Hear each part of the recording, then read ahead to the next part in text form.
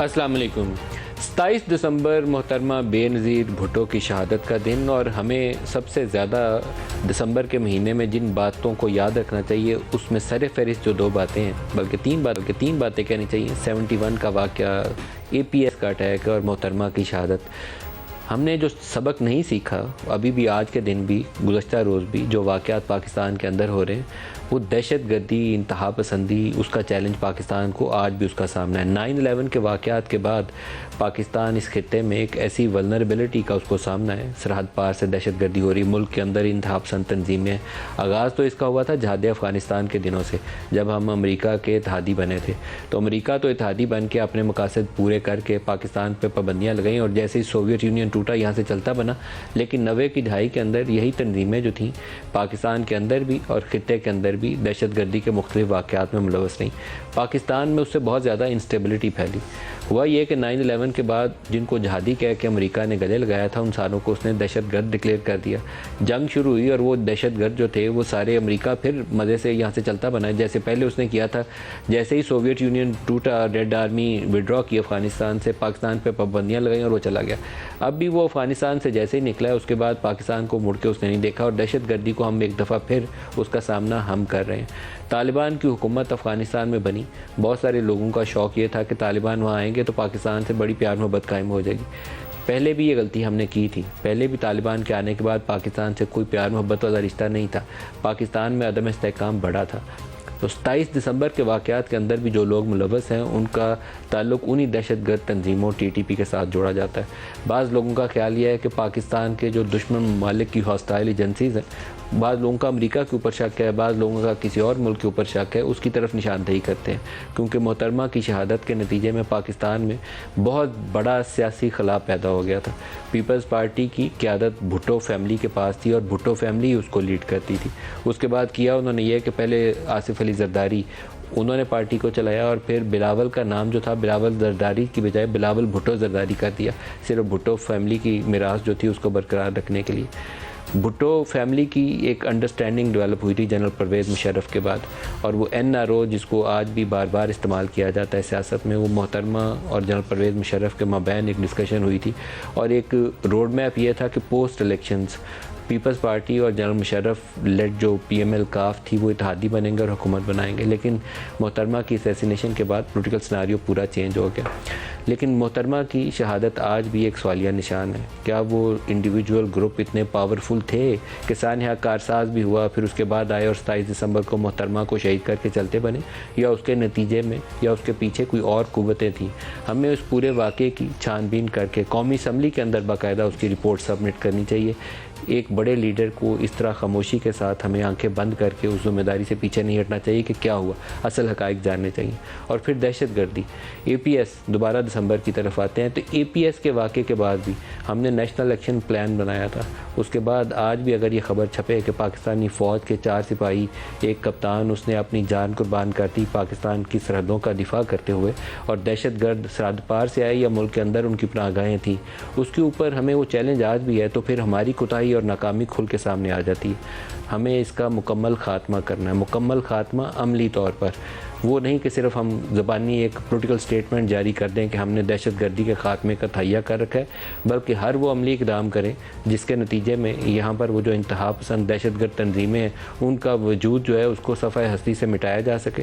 سرحد پار سے دہشت گردی روکنے کے لیے ہم نے بارڈر پورے کو فینس کیا تھا افغانستان کے اوپر، اگر وہ فینس کے باوجود وہاں سے کراس بارڈر ٹیررزم پاکستان میں آ رہا ہے تو کوتاہی کہاں پر ہے؟ ہم نے نئے یونٹ ریز کیے تھے CPEC کے دفاع کے لیے، لیکن اس کے باوجود ہماری ولنریبلٹی اگر اسی طرح برقرار ہے، ہماری فوج بھی لگی ہوئی ہے تمام ان ایریاز کے اندر، اس کے باوجود یہاں پر دہشت گردی آ رہی ہے، تو خامی کہیں ہمارے اندر بھی ہے، اس کا ہمیں جائزہ لینا چاہیے۔ جو ڈٹرمینیشن ہے مسلح افواج کا بھی اور پولیٹیکل لیڈرشپ کا بھی، وہ پوری قوت کے ساتھ پاکستان میں امن و استحکام کو برقرار رکھنے کے لیے ہونا چاہیے، اس کے اندر کوئی دو رائے ہونی نہیں چاہیے۔ آج ہی کے دن بلاول بھٹو نے ایڈریس کیا ہے، اور اس خطاب کے اندر جہاں بہت سارے اور اپنی والدہ کے حوالے سے سیاسی معاملات کے اوپر بھی انہوں نے گفتگو کی ہے، فوج کے آئینی کردار کے حوالے سے بھی انہوں نے بات کی ہے۔ سنیے کیا کہہ رہے ہیں۔ یہ جو وعدہ ملک اور قوم کے ساتھ کیا گیا کہ ادارے غیر سیاسی ہوں گے، सियासत में मुदाखलत नहीं करेंगे, आइन के पाबंद होंगे, अपने दायरे में रह के काम करेंगे। अब हमने ये इंश्योर करना है कि ये वादा पूरा होता है, इसी वादा के मुताबिक, इसी बात के मुताबिक ये इदारा चलता है। इसलिए अगर हमारा इस्टेब्लिशमेंट भी इसी अज़म के साथ आगे बढ़ता है तो पाकिस्तान का तरक्की कोई नहीं रोक सकता। अगर हर इदारा अपना काम करेगा तो ये ना सिर्फ आपकी जीत है, ये पूरे पाकिस्तान की जीत है। जो पाकिस्तान तहरीक इंसाफ की हुकूमत के हवाले से अभी जनरल बाजवा, जनरल फैज़, इनके हवाले से मुख्तलिफ बयानात सामने आए, काफ लीग की तरफ से चौधरी परवेज़ लाई के, मुनिस लाई के, सदर आरिफ अलवी ने जो कुछ इंटरेक्शन के अंदर बातें कहीं, कुछ की तरदीद की, कुछ की तस्दीक हुई, इन तमाम बातों से एक चीज़ खुल के सामने नज़र आती है। नून लीग के दौरे हुकूमत में इफ्तिखार चौधरी का जो किरदार था बहुत क्वेश्चनेबल था, चीफ़ जस्टिस इफ्तिखार चौधरी। तो साकिब निसार, उनका भी ऐसा ही किरदार था। तो एक ऐसा अरेंजमेंट था जिसमें वो किसी ज़माने में कहते थे मुल्ला मिलिट्री अलायंस। तो ये जुडिशरी और जजेस वाला जो अलायंस था, ये उसकी भी झलक इसके अंदर नज़र आती है। ये पाकिस्तान के लिए मुफीद साबित नहीं हुआ, पाकिस्तान ने इसकी बहुत ही बुरी चोट खाई है। हमें कारके का झटका मिला, सज़ा मिली, हमें रेकॉर्डिक का झटका मिला, 4 आने नहीं कमाए, $9 अरब की फकी हमें लग गई। स्टील मिल्स, उसकी प्राइवेटाइजेशन रोकी, हमें झटका पड़ गया। तो हमारी अदालतों को, हमारे सुपीरियर कोर्ट्स के जजेस को अपना रोल जो है वो आइन कानून के अंदर रहते हुए अदा करें, उसके ऊपर बहुत संजीदगी से गौर करना चाहिए। कोई ऐसा काम नहीं करना चाहिए जो आइन से मावरा हो, ना उसके ऊपर मोहर लगानी चाहिए। ये एक बहुत अहम और बड़ा सवालिया निशान है। इसी तरीके से सियासतदानों की वो ज़िम्मेदारी है कि पाकिस्तान आइन और कानून के मुताबिक चले। रात गए जाकर किसी आर्मी चीफ़ के, किसी DGI के घुटनों को हाथ लगा के इक़्तिदार की सीढ़ी चढ़ने की कोशिश मत करें, जो हमारे सियासतदानों की रवश रही है। तो दूसरा हिस्सा जो बिलावल की स्टेटमेंट का मैं आपको सुनाना चाहूँगा, वो इमरान खान के लिए। इमरान खान का असल इम्तहान ये है कि जिस इलेक्शन की वो मांग कर रहे हैं, साफ़ सुथरे इंतखाबात की, उसके लिए रास्ता पार्लिमान से होकर गुजरता है। उसी पार्लिमान में जाएं, इंतखाबी इस्लाहात के ऊपर मोहर लगाएं, इंतखाबी तरीक़ाकार के ऊपर, इलेक्शन कमीशन की तश्कील 9 के ऊपर वो नून लीग के साथ बैठ जाएं, इसहाक डार के साथ बैठ जाएं, किसी और को पसंद करते हैं उसके साथ बैठ जाएं, लेकिन एक तरीक़ाकार तय करके उन इंतखाबात को काबिल कबूल बनाएं। अगर उन इंतखाबात के बाद जब भी वो होते हैं, इमरान खान दोबारा डी चौक का रुख इख्तियार करते हैं, तो ये पाकिस्तान के लिए तबाही का रास्ता है, काबिल कबूल नहीं होगा इमरान खान साहब। इसलिए आपको वो रास्ता अपनाना चाहिए जो सियासी असूलों के मुताबिक पाकिस्तान के मफाद में जाता है। तो बिलावल का दूसरा हिस्सा बयान का जो आपकी सिलसिले की कड़ी, आपके पास आखिरी वार्निंग है, आए पार्लियामान में बैठो, आए पार्लियामान का हिस्सा बनो। You are a stranger to the house. आप आए, हाउस में आए, फिर हुकूमत, फिर सियासी जमातों आपसे बात कर सकेंगी।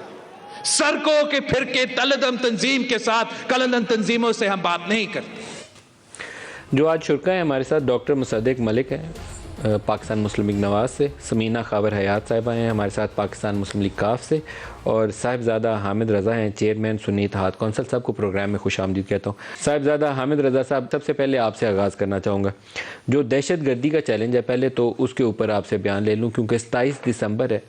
हमारी डिटर्मिनेशन और रिज़ॉल्व और तवज्जो, मुझे लगता है थोड़ी सी उसमें कमी आ गई है वक्त के साथ साथ। जितनी कुव्वत के साथ ज़रब अज़ब और रद्दुल फ़साद शुरू हुए थे, अब ये दहशतगर्दी नज़र नहीं आनी चाहिए थी, दोबारा बड़ी कुव्वत के साथ नज़र आ रही। जी बिस्मिल्लाहिर्रहमानिर्रहीम। बहुत शुक्रिया नदीम साहब, आपने दिसंबर के हवाले से 3 चीज़ों का तज़किरा किया, और यकीनन चौथी चीज़ भी आपके मद्देनज़र होगी, शायद आपके ज़हन से निकल गई। वो कायद डे था 25 दिसंबर का, और हमें पाकिस्तान के लिए उस कायद डे को और उस पैगाम को भी हमेशा याद रखना है। दूसरा, जहाँ तक आपने अपने इंट्रो के अंदर और आपने लास्ट वीक में भी अपने प्रोग्राम के अंदर पाकिस्तान में दहशत गर्दी के हवाले से बात की, मैं देखें इस मामले के ऊपर बिल्कुल क्लियर इसलिए भी हूँ कि हमारी जो पार्टी थी, ये पाकिस्तान की पहली रिलीजियो पॉलिटिकल पार्टी थी जिसने तालिबान और TTP की मुखालफत की थी, और my father was the first one who stood up in the national assembly against Sufi Mohammad and the शरीयत ऑफ तालिबान। और उसकी कीमत मेरी जमात ने तकरीबन 250 शहादतों की, इंक्लूडिंग माई फादर, उनकी असैसिनेशन, वो हमने उसकी कीमत चुकाई। लेकिन नेशनल एक्शन प्लान और ज़रब अज़ब जो हमारे 2 ऑपरेशन थे, वहाँ तक तो ये काम होता रहा, और ज़ाहिर है सानिया APS भी ایک بہت بڑا سانحہ تھا. اس کے بعد پوری قوم اکٹھی ہوئی, 80,000 کے قریب شہادتیں ہوئیں.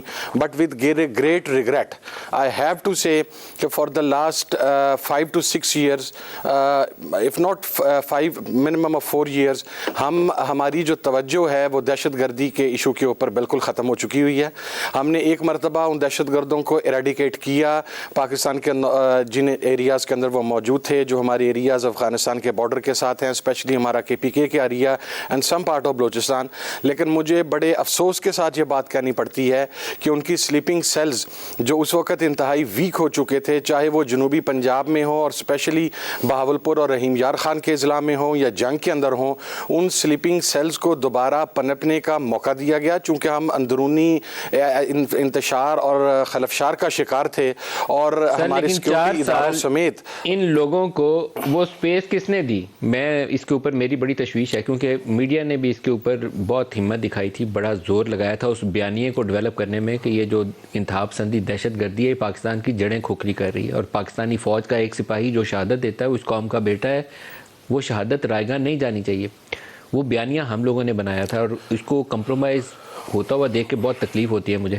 4 سال وہ سپیس کس نے دی ان دہشت گردوں کے دوبارہ آئیں اور سپیس آکوپائی کر لیں؟ سر وہ سپیس ظاہر ہے, دیکھیں اب کل بلوچستان میں 5 شہادتیں ہوئیں, ہمارا تو دل خون کے عنصر ہوتا ہے. ہم نے تو فتویٰ دیا تھا کہ جو پاکستان کے فوجی جوان کا سر کاٹے گا وہ پاکستان میں رہنے کا حقدار نہیں ہے. مسئلہ یہ ہے کہ نہ صرف پولیٹیکل گورنمنٹس بلکہ ہماری سیکورٹی کے جو ادارے ہیں ان کی توجہ بھی اس جانب سے کم ہوگی. میں برملا اس بات کا اظہار کر رہا ہوں. اور جب ہم نے طالبان کے ساتھ اور TTP کو ہم نے ویلکم کر کے ان کے ساتھ ہم نے شیک ہینڈ کیا تھا, میں نے اس وقت یہ بات کہی تھی کہ آپ ایک افریت کے ساتھ, آپ ظالم درندوں کے ساتھ آپ مذاکرات کر رہے ہیں. ان کا صرف ایک حل ہے کہ ان کو ایریڈیکیٹ کیا جائے, رادر دین کہ آپ ان کو پاکستان کے پولیٹیکل سسٹم کے اندر یا پاکستان کے نظام کے اندر انٹر ہونے کی اجازت دیں.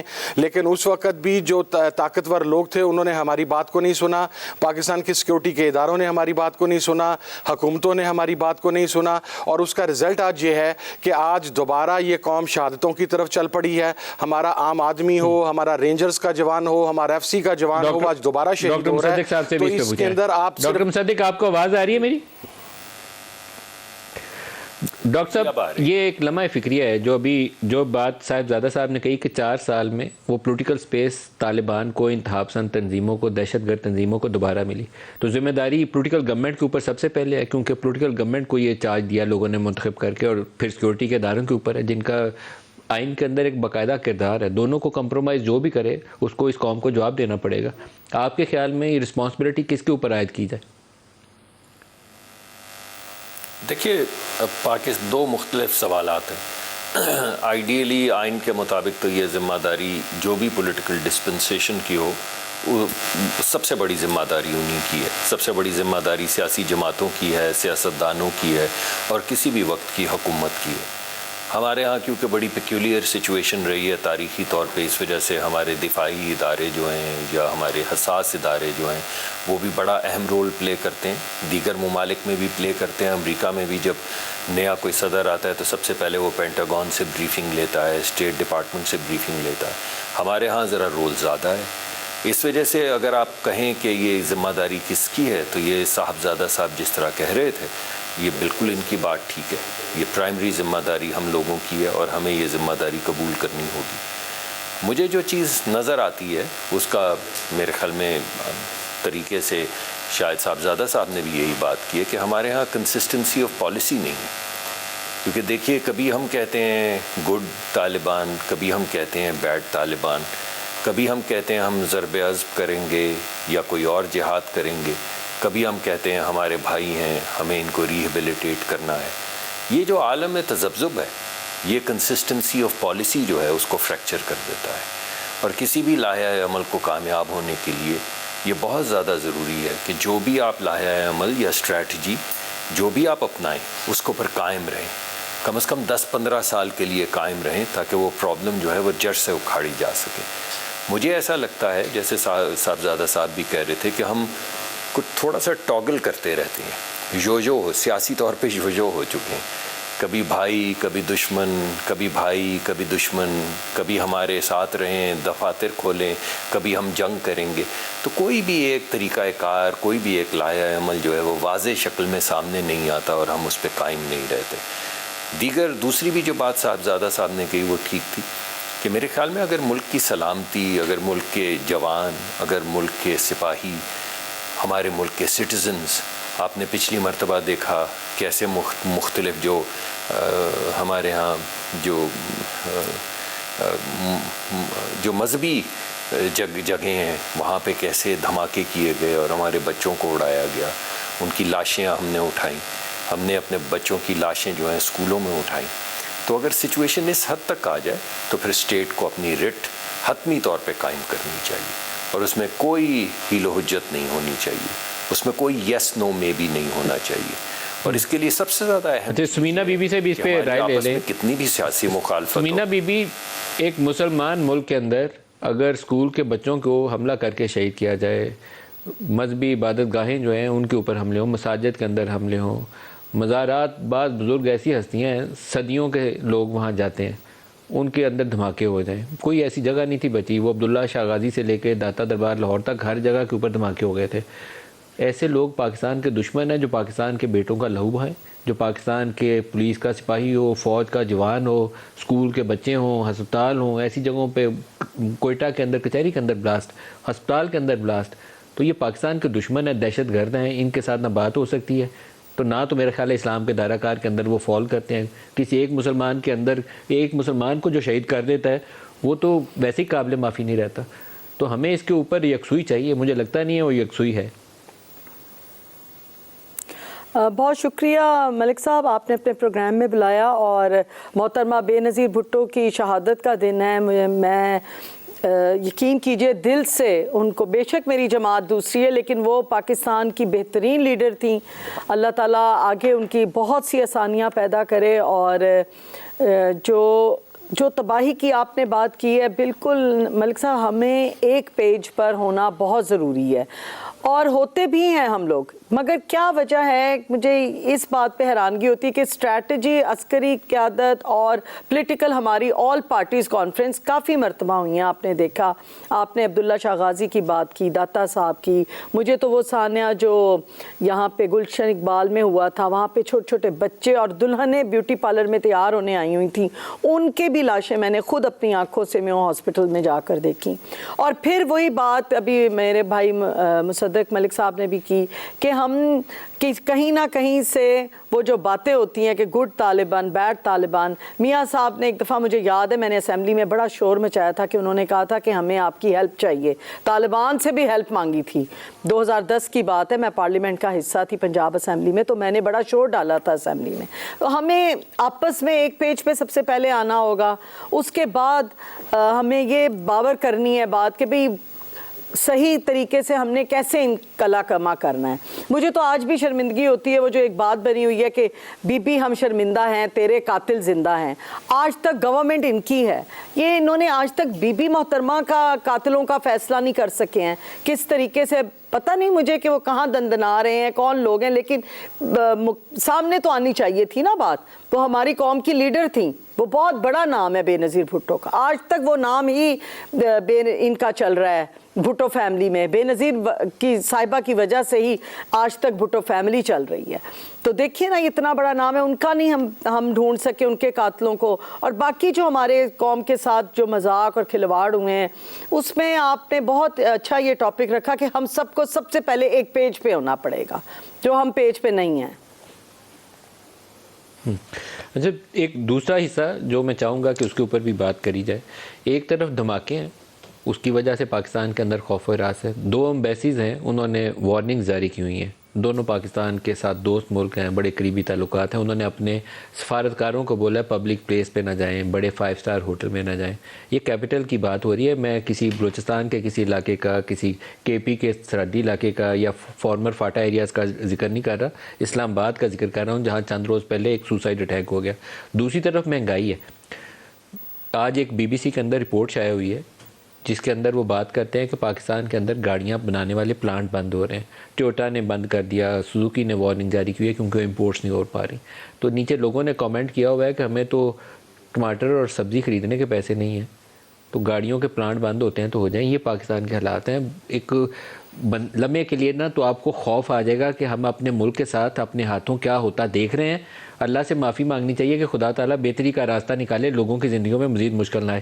لیکن میں آپ کو 2 لیڈرز کے بیانات دکھاؤں گا, اور دونوں جو باتیں کہہ رہے ہیں وہ حقائق کے منافی ہیں, سچ سے کوسوں دور ہیں. عمران خان کہتے تھے جب ان کی حکومت آئی, مجھے تو پتہ ہی نہیں تھا اتنا بڑا مسئلہ ہے, ہمیں تاریخ کا سب سے بڑا کرنٹ اکاؤنٹ ڈیفیسٹ 19 ارب ڈالر کا ملا. اور وہی عمران خان چوتھے سال میں جب حکومت چھوڑ کے گئے, 3 ارب ڈالر کا کرنٹ اکاؤنٹ ڈیفیسٹ چھوڑ کر گئے. اس کے باوجود کہ کرونا کے دنوں میں پاکستان کو قرضوں میں سہولت بھی ملی, اسپیشل اسسٹنس بھی ملی, نہیں تو یہ 20-21 ارب ڈالر کا کرنٹ اکاؤنٹ ڈیفیسٹ ہوتا. اور اب شہباز شریف ہیں, وہی باتیں وہ دہرا رہے ہیں. 30-35 سال حکومت کرنے کے بعد اگر ایک جماعت جو ایک فیملی ہے جو 30-40 سال سے سیاست میں ہے, اور وہ پارٹی 3 دفعہ اس کا پرائم منسٹر رہ چکا ہے, 4تھی دفعہ آ چکا ہے, اور ساتھ پیپلز پارٹی ہے جس کی 3 دفعہ حکومت رہ چکی ہے, وہ آ کے اس طرح ہاتھ کھڑے کر کے دکھائے کہ ہمیں تو پتہ نہیں تھا, ابھی پتہ چلا ہے, تو اس سے بڑا جھوٹ بھی کوئی نہیں ہو سکتا. تو نہ عمران سچ بول رہے نہ شہباز شریف سچ بول رہے ہیں. سنیے بیانات کیا ہیں ان کے. ہر چیز جو ہم باہر سے بیٹھ کے دیکھ رہے تھے وہ بالکل مختلف تھی جب گورنمنٹ آئی. 11 اپریل کو میں نے حلف اٹھایا تو مجھے بھی احساس نہیں تھا کہ پاکستان کی معیشت اتنی زیادہ تباہ ہو چکی ہے. جب ہمیں حکومت ملی, بینکرپٹ ملک ہمیں ملا, میں نے حلف اٹھایا پاکستان دیوالیہ ہونے جا رہا تھا, IMF کا معاہدہ ختم ہو چکا تھا. وہ معیشت ہمیں جو ملی تھی, بیرونی خسارہ وہ سب سے زیادہ تھا جب 2018 میں ہمیں گورنمنٹ ملی. ہمیں جو حکومت ملی, پچھلی حکومت نے اپنی بدترین معاشی پالیسیوں, ہمیں بہت بڑا معاشی چیلنج ملا.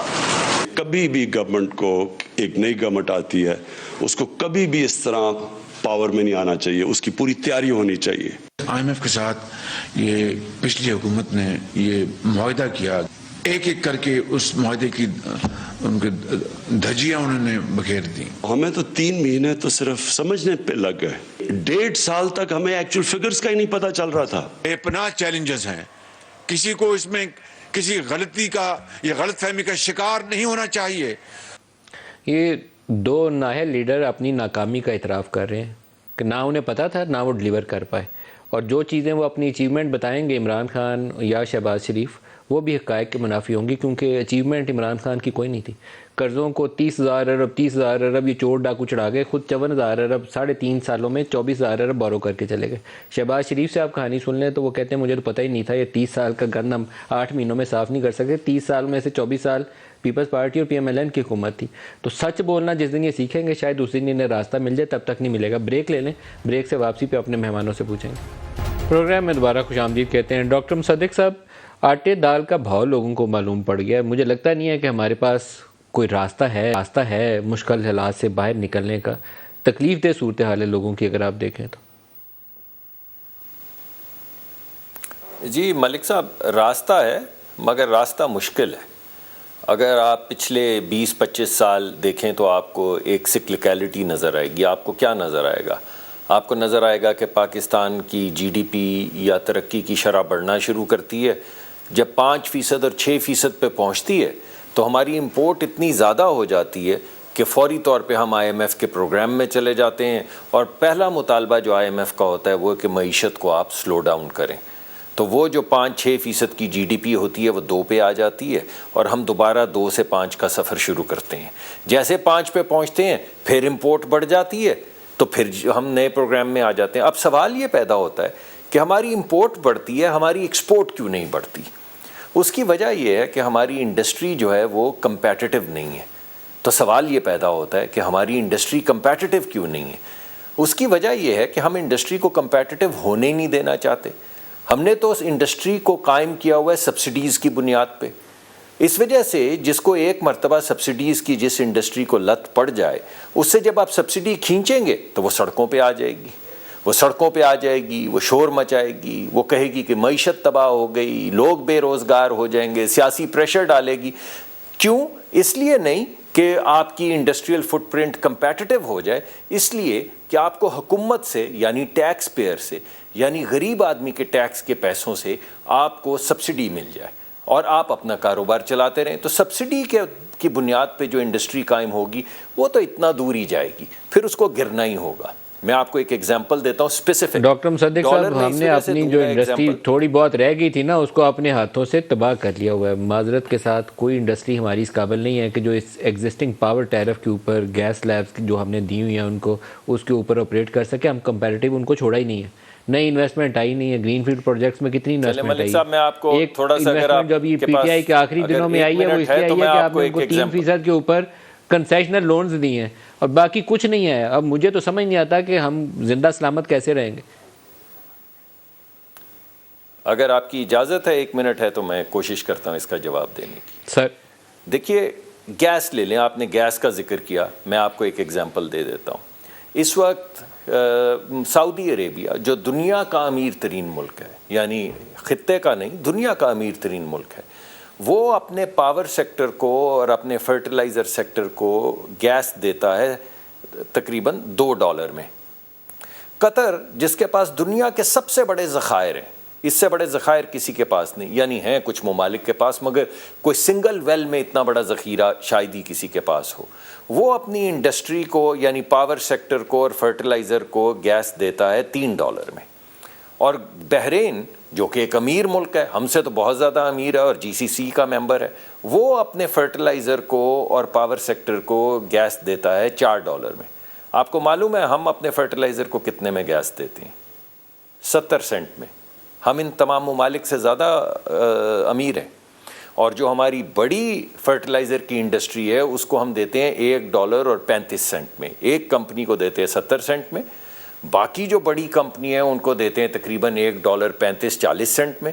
یعنی اب آپ $1.35 کا موازنہ کریں سعودی عربیہ کے $2 سے، قطر کے $3 سے اور بحرین کے $4 سے، تو آپ کو اندازہ ہو جائے گا کہ آپ مجھے یہ کہہ رہے ہیں کہ ہم مہنگی گیس دے رہے ہیں، اور میں آپ کو کہہ رہا ہوں مہنگی تو صرف غریب آدمی کو گیس مل رہی ہے، امیر آدمی کو مہنگی گیس نہیں مل رہی ہے، انڈسٹریلسٹ کو مہنگی گیس نہیں مل رہی ہے.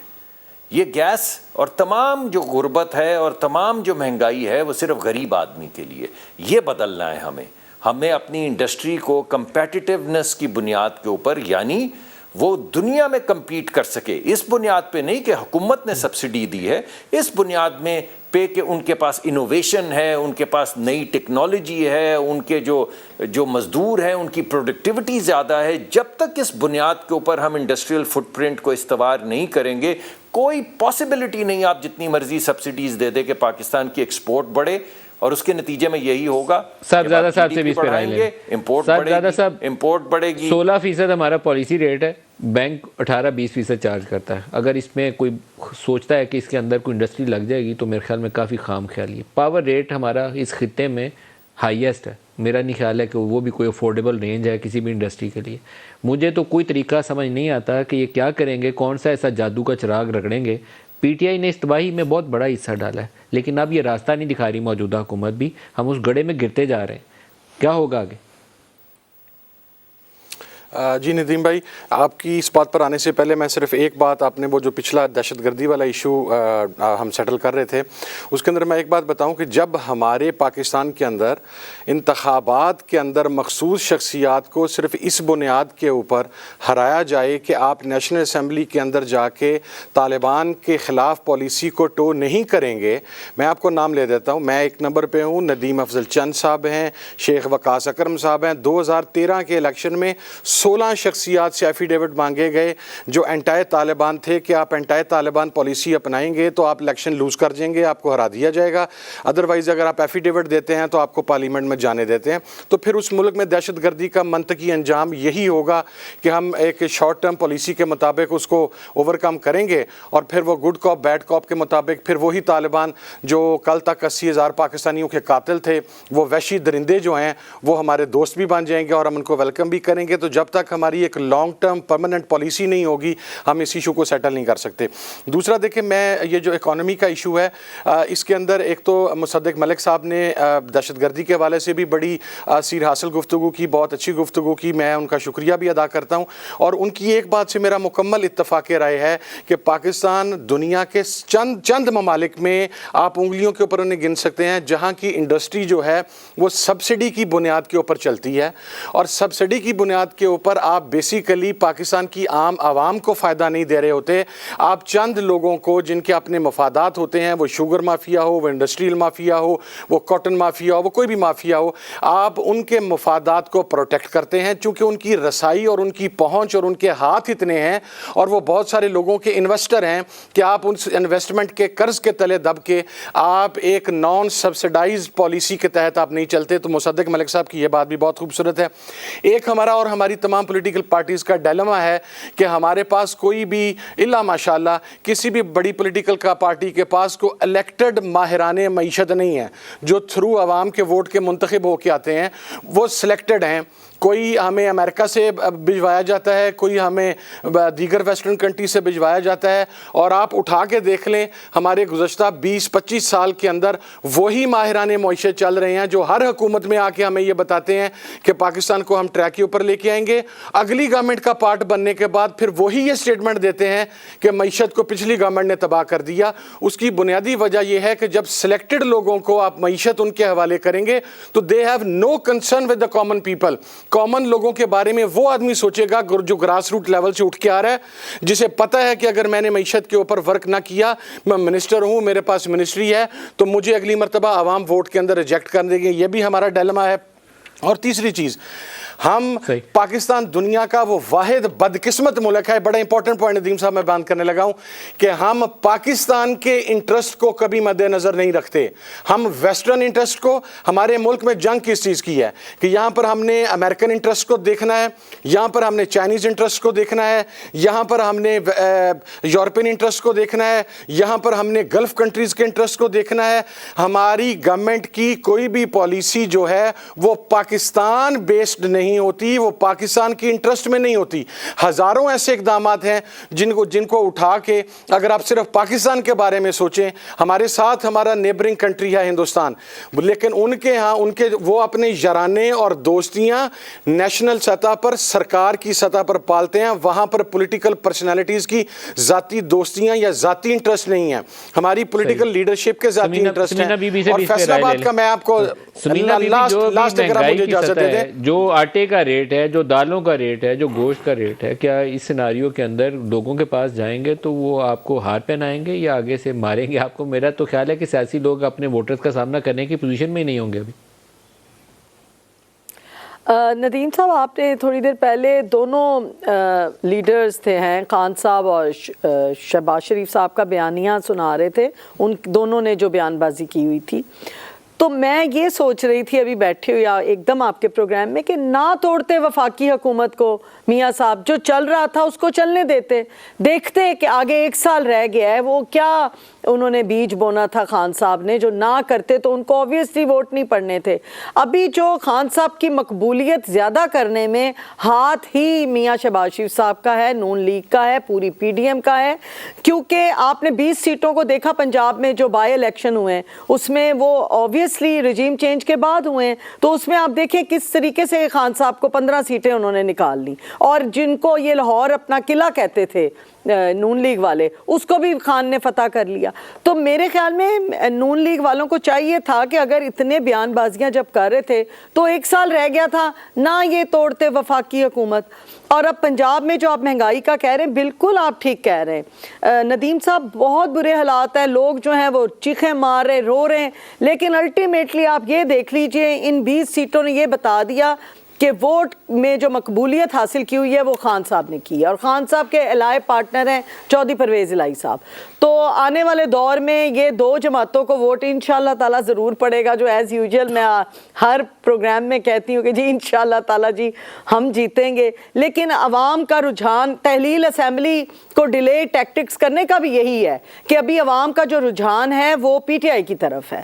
تو اسی لیے پنجاب کی صورتحال کو بھی اگر آپ تھوڑا سا ڈسکس کر لیں کہ یہاں پہ پہ جو حالات چل رہے ہیں پنجاب میں، پنجاب پاکستان کا دل ہے، بہت بڑا صوبہ ہے پنجاب، سب سے بڑا پاکستان کا صوبہ.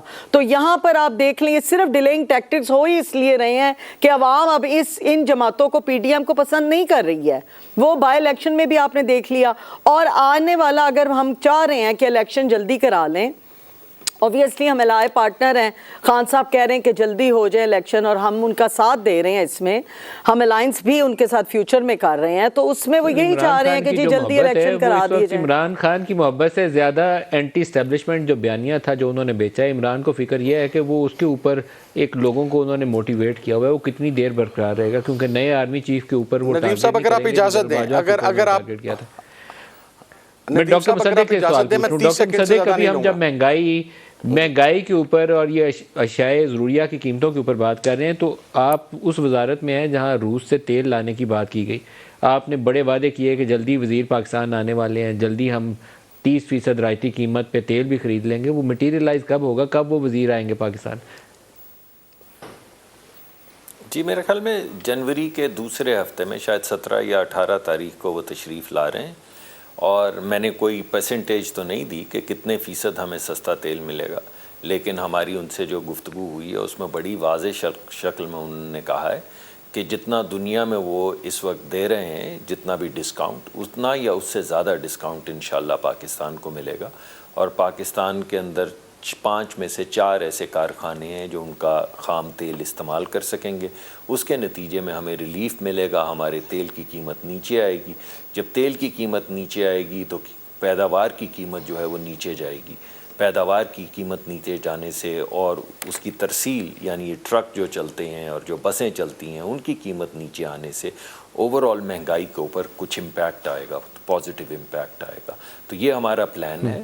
آج ڈاکٹر مصدق 2 چیزیں ہیں جو اس وقت آپ کو سیاسی طور پر بچا بھی سکتی ہیں، اور اگر وہ مٹیریلائز نہ ہو تو آپ کو ڈبو بھی سکتی ہیں. ایک تو سستا تیل ہے، اور دوسرا ہے کچھ دوست ممالک سے امدادی پیکج، جس میں سعودی عرب سر فہرست ہے، جہاں سے کیش سپورٹ بھی ایکسپیکٹڈ ہے، اور جو تیل وہاں سے ہم لیتے ہیں ڈیفرڈ پیمنٹ کے اوپر، اس کی لمٹ وہ $1.2 بلین سے $2.4 بلین انہوں نے بڑھا کے 2 گنا کر دینی ہے. $3 ارب اضافی کیش بھی ہے. یو اے ای، قطر اور چائنا سے بھی اسی طرح کی فیسلٹیز کی ہم توقع رکھ رہے ہیں. اور یہ ایک عام سوچ یہ ہے کہ آرمی چیف کے دورے کے بعد ہوگا، اس سے پہلے نہیں ہوگا. یہ MBS پاکستان آئیں گے تو ہوگا. یہ جتنا آگے چلا گیا اتنا ہم مشکل میں پھنس جائیں گے. یہ کب چیزیں ہوں گی، مٹیریلائز کب تک ہو سکتی؟ دیکھیے بہت سی چیزیں یہ قبل از وقت ہوگا. کسی ایک ملک کا نام لینا وہ ہماری جو آپس کی گفتگو ہوتی ہے اس میں مشکلات پیدا کرتا ہے. اس وجہ سے میں تھوڑا سا ہیزیٹیٹ کر رہا ہوں. جو باتیں آپ کر رہے ہیں وہ کسی حد تک ٹھیک ہیں، انشاءاللہ اللہ ہمیں کامیابی دیں گے. کیونکہ ہماری روس سے بات ہو چکی تو میں نے آپ کے سامنے رکھ دی کہ کیا بات ہوئی ہے. بالکل اسی طرح میں سمجھتا ہوں کہ آنے والے وقت میں آپ دیکھیں گے کہ ہمارے جو ابھی ایک پروگرام ہے جو ہمیں بڑی سختی سے وزیر اعظم نے کہا کہ آپ سرکولر ڈیٹ ختم کریں گیس کا. ہم ایک بڑا کمپریہنسو پلان وزیر اعظم کے سامنے پیش کیا ہے. ابھی اس کے اندر کچھ کی نوک پلک ٹھیک کر رہے ہیں، جس کے ذریعے جو سرکولر ڈیٹ گیس سیکٹر کا ہے انشاءاللہ اس میں بہت حد تک کمی کی جائے گی. سر اس کا پہلا سٹیپ جو ہے وہ ٹیرف انکریز ہے. ڈاکٹر صاحب جو آپ اس مہنگائی میں بڑی آسانی سے لوگوں کو پاس آن نہیں کر سکتے، فرسٹ سٹیپ اس کا ٹیرف انکریز ہے. نہیں ایسی بات نہیں. سنیے ایسا نہیں. آپ ہمیں غرض وزیر اعظم کو اور آپ کو اور مجھے کس سے غرض ہے، اور ہمارے جو دوست صاحبزادہ صاحب بیٹھے ہوئے ہیں یا مشیر ہیں وزیر اعلیٰ کی، ہم سب کو کس چیز سے سمینہ صاحبہ کو غرض ہے؟ ہمیں غریب آدمی سے غرض ہے. امیر کا چولہا تو جل رہا ہے. تو اگر آپ غریب آدمی کو پروٹیکٹ کر لیں اور عوام کے سامنے ایک مقدمہ رکھیں کہ جو صاحب حیثیت لوگ ہیں وہ تھوڑا سا بوجھ اضافی اٹھا لیں، تو اس میں کیا حرج ہے؟ اس وجہ سے میں یہ سمجھتا ہوں کہ اگر کوئی ایک ایسا پلان سامنے لایا جائے عوام پہ، مگر اس میں جھوٹ نہیں ہو، اس میں آپ صاف شفاف انداز میں دکھا سکیں لوگوں کو کہ غریب عوام کو پروٹیکٹ کیا جا رہا ہے، اور تھوڑا سا، بہت زیادہ نہیں، تھوڑا سا اضافی بوجھ جو سب کو اٹھانا چاہیے وہ جو صاحب حیثیت ہیں وہ اٹھا رہے ہیں، تو میرے خیال میں یہ قابل قبول ہو. گیس سیکٹر کا سرکولر ڈیٹ ٹوٹل کتنا ہے اس وقت ڈاکٹر صاحب؟ جی اس وقت تقریباً 1600 ارب کا سرکولر ڈیٹ ہے صرف گیس سیکٹر کا، اور اس کے علاوہ اور پاور سیکٹر کا اگر ملا لیں 2600 تو ٹوٹل تو پھر یہ 42-4300 ارب پہ پہنچ جائے گا انرجی سیکٹر کا. جی بالکل. اور اس وجہ سے میں سمجھتا ہوں کہ اس ملک کی سلامتی کے لیے ہم پہ مقرر ہے کہ ایک تو جو 1600 ارب کا سرکولر ڈیٹ ہے ہم اس کو کم کریں یا ختم کریں، یعنی ایونچولی ختم کریں مگر فوری طور پہ کم کریں، اور دوسرا جو سرکولر ڈیٹ بلڈ اپ ہو رہا ہے جس کا آپ نے ذکر کیا، اس میں ہم میک شور کریں کہ غریب آدمی اس میں پروٹیکٹڈ رہے، اور آنے والے وقت میں جو بوجھ ہر سال پڑتا ہے معیشت کے اوپر سرکولر ڈیٹ کی مد میں وہ کم ہو جائے یا ختم ہو جائے۔ ہماری کوشش حامد رضا صاحب، یہ جو 2 نمبر ڈاکٹر صاحب نے بتائے ہیں یہ درست نمبر ہیں، اور اس کی بنیاد رکھی تھی حفیظ شیخ صاحب نے پاکستان پیپلز پارٹی کے دور حکومت میں، اور اس کا بیڑا مزید انہوں نے کیا تھا جب وہ پی ٹی آئی میں دوبارہ وزیر بنے تھے۔ ابھی آپ نے کہا نا ہر دور میں وہ وزیر بن جاتے ہیں، تو ہمارے بھی کچھ ایسے وزیر ہیں جو ہر دور میں اپنا حصہ ڈال کے گئے ہوئے ہیں۔ اب یہ 4200 ارب ہے انرجی سیکٹر کا، 4200 ارب، اور آئی ایم ایف کا پروگرام ریوائیو کرنے کے لیے ہمیں ٹیرف ریشنلائز کرنا ہے، کیونکہ وہ کہتے ہیں خسارہ کرتے جاؤ، ہم سے ادھار مانگتے جاؤ، اس طرح پاکستان نہیں آگے چل سکتا۔ تو ہمیں کچھ چیزیں کرنی پڑیں گی پاکستان کو بچانے کے لیے۔ سر میں اس کے اندر ایک ملک صاحب میں ایک لائن کہنا سب سے پہلے تو صرف اگر صاحبزادہ صاحب اجازت دیں۔ جی بسم اللہ مصدق صاحب کہہ دیجئے سر جلدی سے۔ میں صرف یہ کہنا چاہتا ہوں کہ ملک صاحب یہ ہمیں آئی ایم ایف کے لیے نہیں کرنا، یہ ہمیں اپنے بچوں کے لیے کرنا ہے۔ ٹھیک ہے ان کی بھی کچھ شرائط ہوں گی، لیکن ہمیں اپنا مقدمہ اور اپنے بچوں کا مستقبل آپ کے سامنے اپنے سامنے رکھنا ہے۔ تو میں یہ سمجھتا ہوں یہ جتنی صاحبزادہ صاحب سے بھی ہم بات کر رہے ہیں ہم یہ آئی ایم ایف کے لیے نہیں کر رہے سر، ہم اپنے بچوں کے لیے ایک تو ندیم بھائی فلاحی ریاست خالی خزانے کے ساتھ اور مقروض خزانے کے ساتھ فلاحی ریاست نہیں بن سکتی، یہ خیال تمام لوگوں کو اپنے ذہن سے نکال دینا چاہیے۔ دوسرا، ہمیں للے تللے بند کر کے پاکستان کی ساری پولیٹیکل ایلیٹ کو اس بات پر اتفاق رائے کرنا ہوگا کہ ہمارا سب سے پریورٹی والا جو ایجنڈا ہے وہ ہے پاکستان کے قرضوں کا خاتمہ۔ اس کے لیے سینکڑوں ایسے اقدامات ہیں جو پاکستان کے اندر لیے جا سکتے ہیں۔ ہم جو بے تحاشا بے دریغ ڈیولپمنٹ فنڈ خرچ کر رہے ہیں، ہمارے پروٹوکول کے اندر 40 گاڑیاں چل رہی ہیں، ہمارے یہ جو جتنے اراکین پارلیمنٹ بیٹھے ہیں یہ 2-2.5 لاکھ تنخواہ نہ بھی لیں تو ان کے گھر میں الحمدللہ اگلے 20 سال بھی گیس اور بجلی کا ایشو نہیں آئے گا۔ میں تو یہ سمجھتا ہوں کہ یہ تمام اقدامات کر کے بینگ اے نیشن ہمیں ایجنڈا دینا پڑے گا تمام پولیٹیکل پارٹیز کو بیٹھ کے کہ آئیں، باقی تمام چیزوں کو چھوڑیں، سب سے پہلے ہم پاکستان کے قرضے کے معاملے کو دیکھیں اور ہم قرض اتاریں، اور باقی اپنی تمام سکیموں کو فار دا ٹائم بینگ ہم سسپینڈ کر دیں، ہم انہیں معطل کر دیں۔ اور لاسٹلی میں یہ سمجھتا ہوں کہ پی ڈی ایم کو اب یہ کم از کم کریڈٹ عمران خان کو دینا چاہیے کہ وہ رشیا گیا، اس نے سستے پیٹرول کی بات کی، حماد اظہر نے وہ ڈاکومنٹیشن دی، اور ہمارے پی ڈی ایم کے ساتھی اس وقت یہ کہہ رہے تھے کہ خان صاحب یا پی ٹی آئی کی گورنمنٹ جھوٹ بول رہی ہے اور یہ جناب رشیا کے ساتھ کوئی بات نہیں ہوئی۔ میں یہ سمجھتا ہوں کہ اب اگر پی ڈی ایم کی گورنمنٹ اس کے اوپر انیشیٹو لے رہی ہے تو میں اس کو اپریشیٹ کرتا ہوں، لیکن ساتھ یہ بھی امید رکھتا ہوں کہ جس بندے نے وہ اقدام اٹھایا تھا اس کو بھی اپریشیٹ کرنا چاہیے۔ غلطیاں یقیناً ہوئی ہیں، میں اس کو ڈینائی نہیں کرتا، لیکن دیکھیں مسئلہ یہ تھا عمران خان کے لیے کہ وہ جو فلاحی ریاست کا کانسیپٹ لے کے آ رہا تھا اس کے پاس کچھ نہیں تھا، خزانہ خالی تھا، مقروض تھا، اس کے باوجود اس نے دیکھیں ہیلتھ کارڈ کے، اور میں یہ سمجھتا ہوں کہ اگر آپ دیکھیں ویسٹ کے لوگ پریشان ہیں، برٹن کے لوگ پریشان ہیں کون سا فلاحی ریاست کا کانسیپٹ تھا جس میں وہ 150 روپے کا تیل بیچ کے تو پاکستان کو ڈبو گئے ہیں؟ وہ فلاحی والا کانسیپٹ نہیں تھا، وہ عقل والا کانسیپٹ نہیں تھا۔ 150 روپے میں 300 کا تیل خرید کے بیچنا وہی تھا جس نے ہمیں ڈبویا ہے۔ آج تک لوگ اس کو انڈرسٹینڈ نہیں کر سکتے۔ سر ڈالر ریٹ دیکھ لیں ندیم بھائی، ڈالر ریٹ دیکھ لیں سر اس ٹائم کے اوپر۔ حیا صاحبہ اور صاحبزادہ حامد رضا صاحب، آپ سب کا بہت شکریہ۔ آج کے لیے اتنا ہی، اجازت دیجیے، اللہ حافظ۔